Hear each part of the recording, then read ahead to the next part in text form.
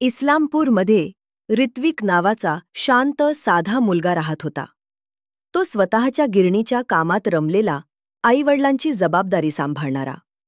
त्याच परिसरात अनाया नावाची एका कोचिंग क्लासमध्ये शिकवणारी मुलगी राहत होती. अनाया हुशार, आत्मविश्वासी, पण घरात कडक शिस्त. दोघांची पहिली भेट नेहमीसारखी नव्हती. एका संध्याकाळी अनायाची स्कूटी बंद पडली. वळणावर मोठी गर्दी, आणि तेवढ्यात ऋत्विक तिला मदत करायला थांबला. त्या दिवसापासून त्यांची छोटी छोटी बोलणी, मग रस्त्यावरून जाताना स्माईल, आणि हळूहळू मैत्री. अनाया ऋत्विकशी मनमोकळेपणाने बोलू लागली. घरचा दबाव, लग्नाचं टेन्शन आणि स्वतःचं करिअर सांभाळण्याची धडपड त्यालाही तिला साथ द्यावी वाटू लागली. हळूहळू हे सगळं प्रेमात बदललं. पण ही गोष्ट त्यांच्या घरच्यांना मान्य नव्हती. अनायाच्या घरच्यांनी तर तिला एका नातेसंबंधात जबरदस्तीने ढकलण्याचा प्रयत्न केला. ऋत्विकला चेतावणी देण्यात आली की अनायाशी दूर राहायचं. अनाया ऋत्विकला भेटणं थांबवू लागली. एक दिवस अचानक ऋत्विकला मेसेज आला, "मला वाचव, ते मला कुणाशी तरी लग्न लावणार आहेत." तो लगेच तिच्या घरी पोहोचला, पण आधीच उशीर झाला होता. घरच्यांनी तिला खोलीत बंद केलं होतं.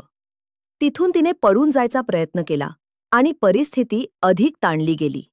अनायाला घेऊन ऋत्विक एका जुन्या घरात लपला. दोघांची भीती, घाई आणि परिस्थितीवरचा नियंत्रण सुटला.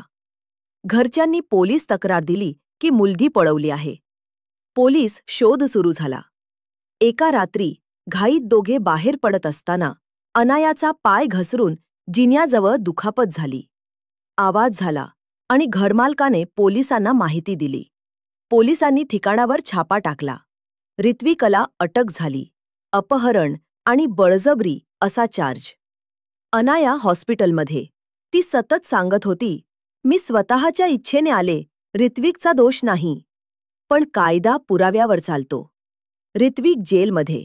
अनाया आपल्या कुटुंबाविरुद्ध लढत होती. कोर्टात केस चालू झाली. गावात चर्चेचा माहोल. फक्त एकच गोष्ट स्पष्ट झाली, प्रेम गुन्हा नाही. पण चुकीचे निर्णय, पळून जाण्याची घाई आणि दडपण हे दोघांचं भविष्यच उद्ध्वस्त करू शकतात.